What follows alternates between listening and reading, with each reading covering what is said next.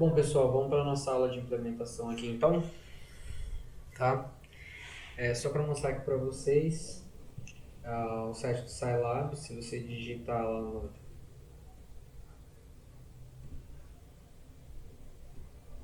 Scilab Download, ele vai estar aparecendo aqui. É só clicar no primeiro link, né? O link que eu passei lá para vocês, ele vai sair neste link aqui. E aí vocês vão simplesmente fazer o download da versão que vocês queiram, né? Na versão Mac, na versão Linux ou no Windows, se for 64 bits ou 32 bits o computador. É só clicar, fazer o download e instalação, seguir tudo normal.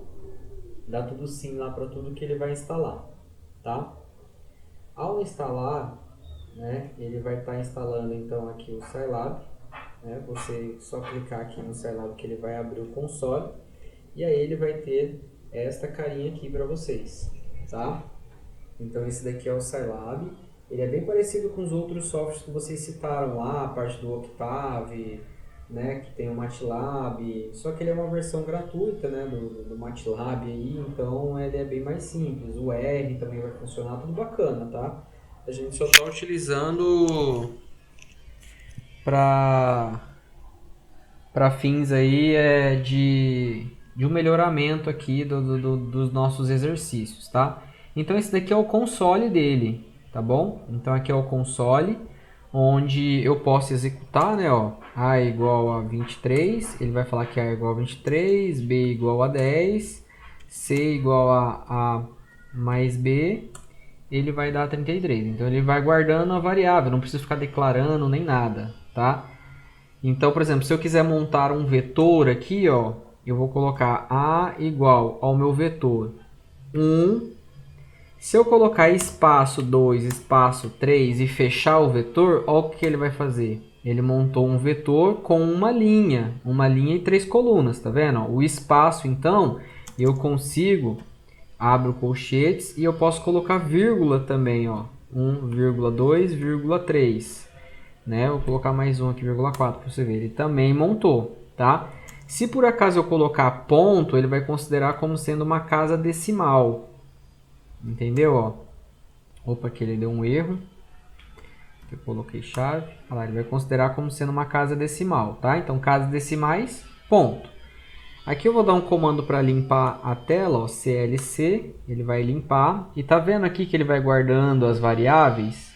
Se eu colocar um clear, ele limpa também a minha memória de variáveis, tá? E o CLC limpa o console aqui. Então, pessoal, ele é bem simples de estar utilizando, né? Vocês vão ver que conforme a gente for fazendo, eu vou explicando para vocês os passos, tá?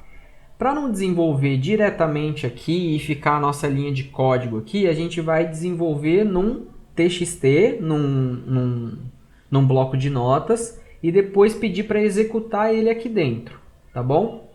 Para isso, vocês vêm aqui no cantinho superior esquerdo para abrir aqui, né, o meu editor de texto, tá? Então eu vou vir aqui e vou abrir o meu editor de texto. Quando eu abro o meu editor de texto, ele vai aparecer isso aqui para mim, tá? Então aqui eu já vou copiar aqui algumas coisas para vocês, somente para vocês verem aqui, tá? Então, se eu colocar aqui o comando CLC, ele vai limpar o meu prompt de comando, como vocês viram. Um clear all aqui, ele vai limpar a memória, né? E um format 15, ele vai fixar as minhas casas decimais, tá? Então, para que ele não coloque um monte de casas decimais, eu coloquei até para considerar 15 aqui, que é para as contas, né? Ele acaba utilizando tudo, mas para mostrar, coloquei 15, tá bom? Então, como vocês viram aqui, o barra ele comenta, né? Ó, então, se eu tirar uma barra aqui, ele para de comentar, o barra ele comenta, né? E aí nós vamos começar a montar o nosso exercício, então, né? Então, nós vimos aqui que o nosso exercício, ele tem aqui que ajustar a rede de nivelamento, como vocês viram, né? E aí nós vamos começar a montar ele lá, tá? Bem, a primeira coisa que nós vamos fazer, então, é anotar os nossos desníveis, né? Que é o que está lá no nosso exercício, tá? Então, o que nós vamos fazer aqui, ó? Nós vamos pegar aqui, né, os nossos desníveis e eu vou anotar aqui. Então, eu vou passar daqui para lá. Como não tem um delta, eu coloquei como sendo o Hzinho, tá bom? Hzinho os desníveis e o Hzão vai ser as altitudes conhecidas. Então, por enquanto, eu só estou passando aqui para o computador aquilo que eu iria anotar no papel, né? Então, aqui as observações, que são os desníveis, né?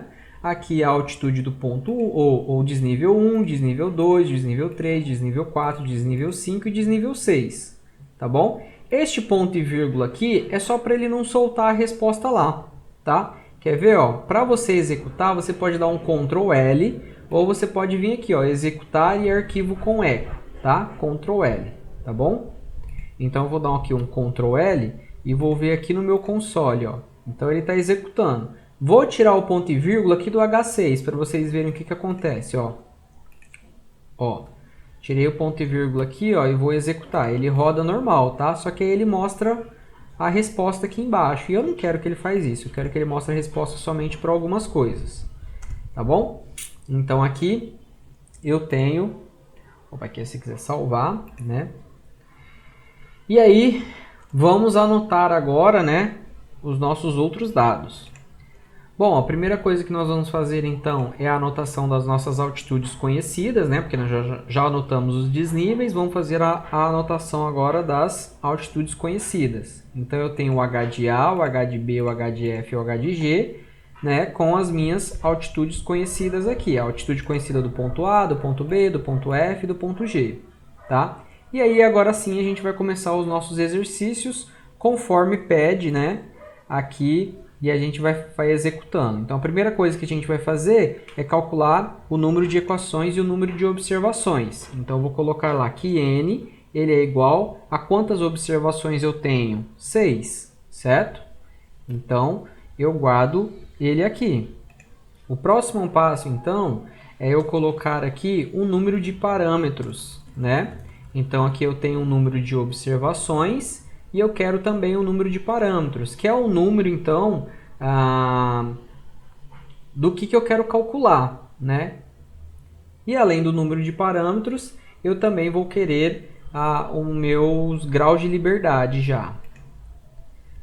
Bom, então nós temos que eu tenho 6 desníveis, né? Então eu tenho 6 observações, eu vou ter 6 equações. Número de parâmetros eu tenho 3, porque eu quero calcular 3 altitudes, H de C, H de D e H de E. E grau de liberdade, que é o meu número de redundância, né? Ele já vai calcular aqui para mim, que eu sei que é 3. Então não vou colocar o ponto e vírgula, porque eu quero saber essa resposta. Então se eu der um Ctrl L aqui agora, e for olhar aqui na resposta, eu já tenho a resposta do meu grau de liberdade, que é 3, tá?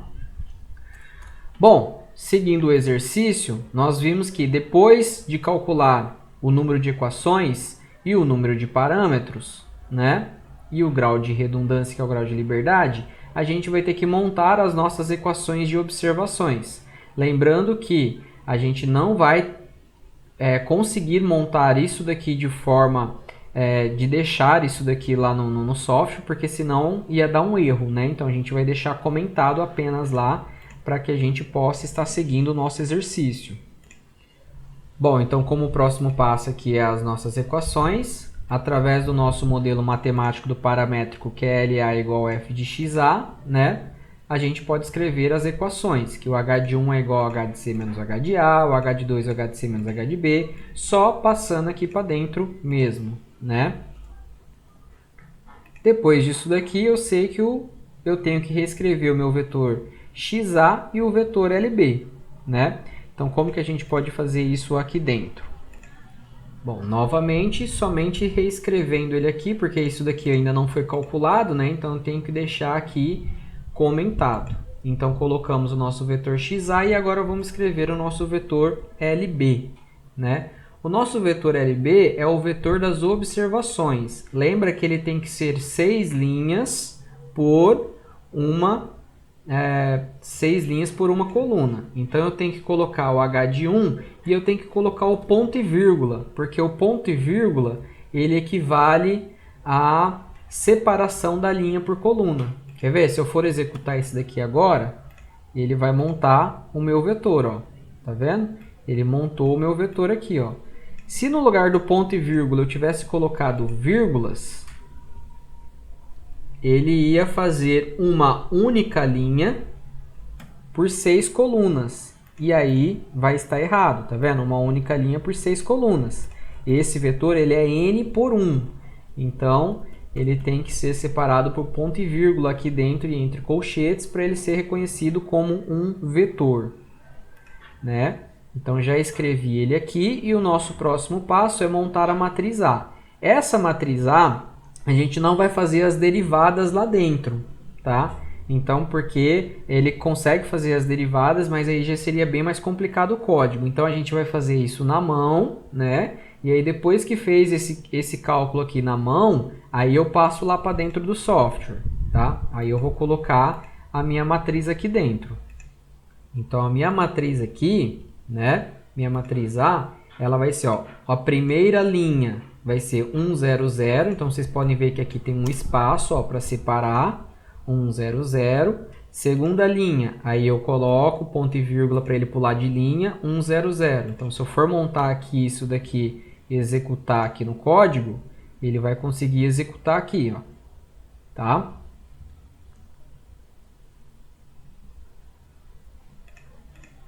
O nosso próximo passo aqui, então, vai ser montar o vetor L0 e o L.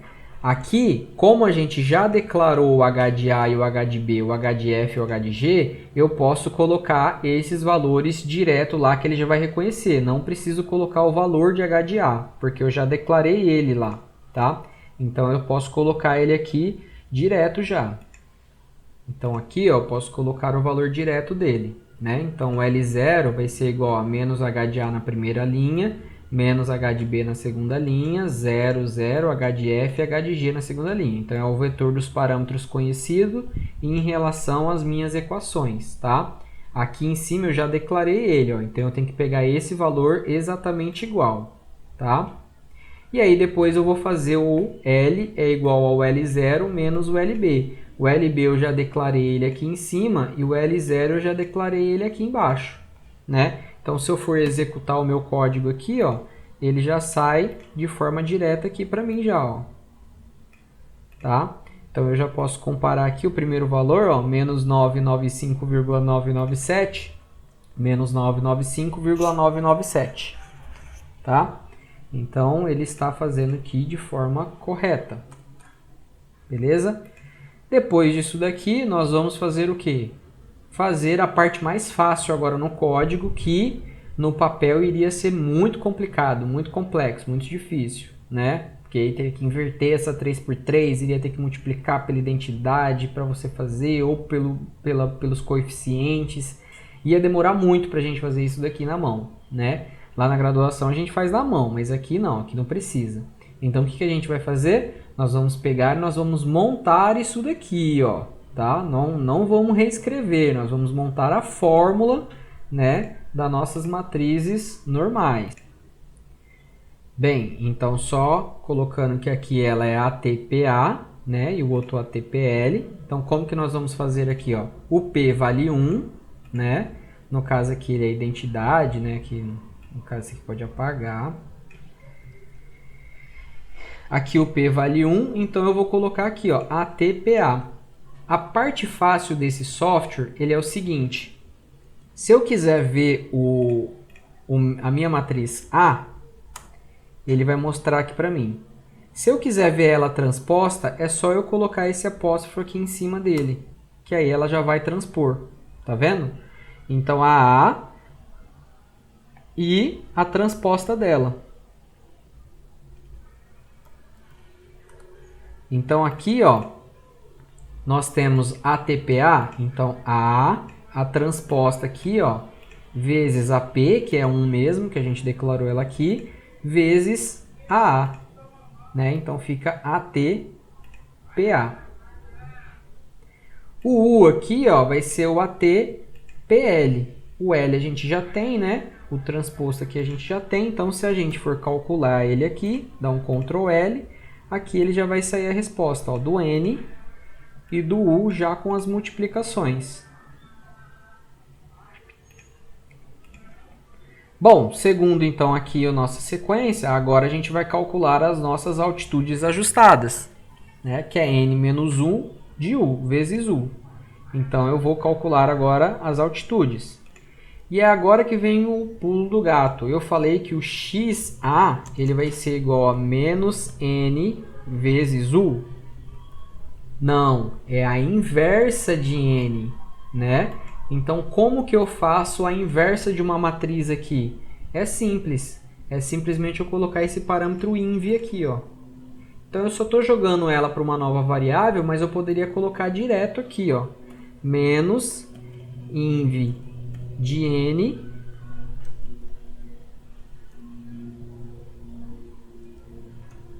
vezes u. Se eu colocar aqui para rodar, ele já saiu o resultado de x, tá? Mas se eu quiser ver a inversa aqui, ó, né? Então é bem mais fácil do que se eu fosse fazer tudo na mão, né? Então só estou colocando, passando aqui as fórmulas lá para dentro. Agora o vetor dos resíduos, ó, que é ax mais l, né?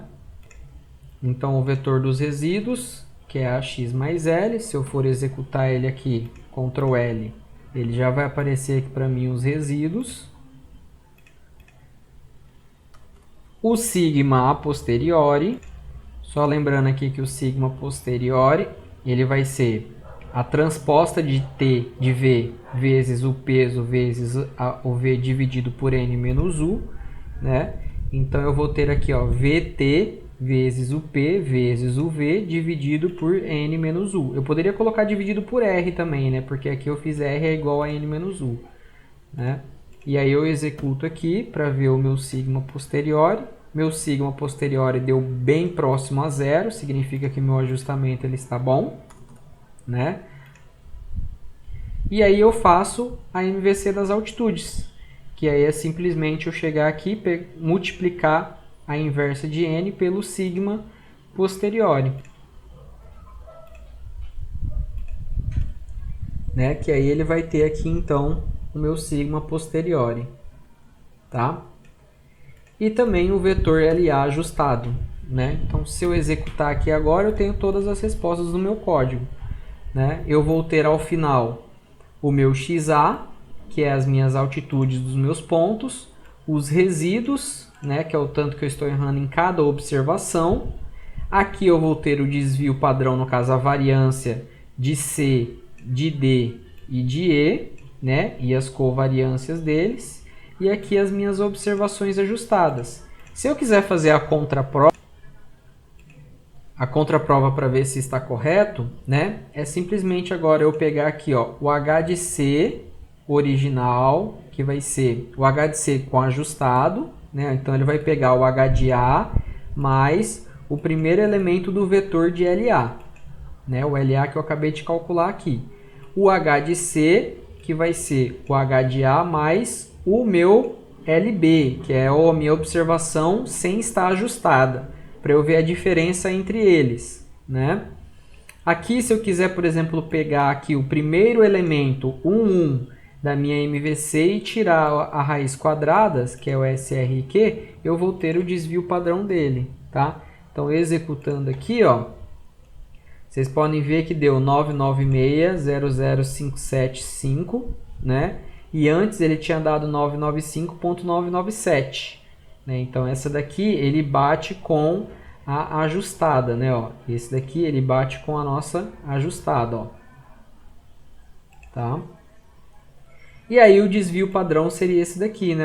0.005, que é a raiz quadrada da nossa variância. Beleza? Bom, então com isso, né, foi feito o nosso código. E aí, mais à noite, a gente vai então fazer a nossa implementação. Tá bom? Grande abraço a todos, até mais.